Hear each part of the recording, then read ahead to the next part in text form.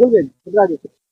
ফিল্মে এটা তো ঠিক নয়, যারা করছে বা যেই হিসাবে করছে এটাকে ঠিক করছে না। কেন কি, আমাদের দেখলাম সকাল অফিসের জন্য যাচ্ছি, এই অফিসে তো দেখছি প্রশাসন এইখানে বম স্কোয়াড সব এসছে। এখানে শুনলাম নাকি 7-8টা বম ছিল। আরো বেশি কম ছিল শোনা যাচ্ছে। না, 7-8টা যা শুনেছি, যা এখনই তো আমি দেখতে যাইনি কি আছে না আছে, তাহলে বম স্কোয়াড এসে এখনই সেটাকে ডিসপোজাল করলো।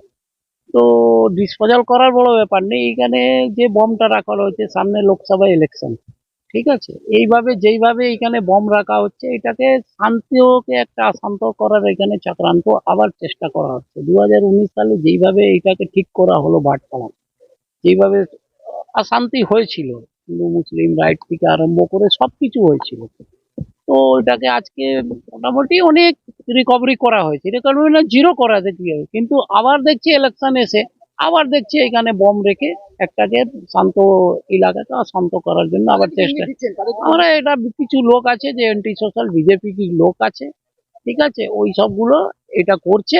আমি প্রশাসনকে এসপি সাহেব আইসি সাহেবকে জানিয়েছি যে ভাই এর পিছনে যার হাত আছে, যে রেখেছে এটাকে তদন্ত করা হোক। কেন কি সামনে এসপি অফিস আছে, বাচ্চার স্কুল আছে, ঠিক আছে, এইখানে এটা ঠিক নয়, কিন্তু এই যে করেছে বা যে লোক করেছে ওকে ধরে তাকে অ্যারেস্ট করা হোক।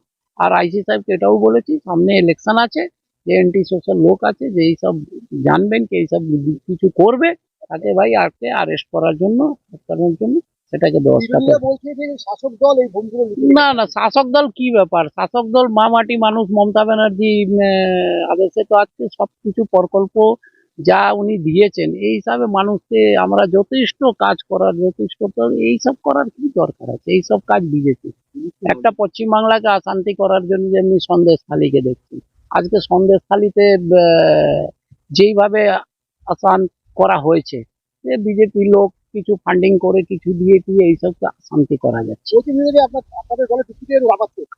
দুষ্কৃতি লাফাচ্ছে সেটা তো প্রশাসনকে বলেছি কি ভাই এইগুলো দুষ্কৃতি যা আছে সবগুলোকে ভাই খাঁচাতে ডালুন, যেহেতু কি যেহেতু শান্ত পরিবেশ হোক, শান্ত ভালোভাবে ভোট হোক, মানুষ ভোট দিক, ঠিক আছে, এই এলাকাকে ভয়ভীত করে কিছু আসা যায় না, এইগুলো প্রশাসনকে বলেছি। জায়গাটার নাম থাকছে এটা গুপ্তার বাগান মাঠ বলে, এটাকে তিনসুকিয়া মাঠ। তিনসুকিয়া মাঠ বলে, গুপ্তার বাগান, ওয়ার্ড নম্বর 17-তে। আমার নাম মনোজ কুমার পান্ডে, 17 নম্বর ওয়ার্ডে কাউন্সিলর।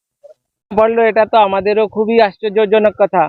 এখানে তো এরকম হওয়া উচিত না। তারপরে এইখানে দেখছেন গরুগুলো থাকে, আমাদের বাচ্চা এখানে সবসময় খেলতে থাকে।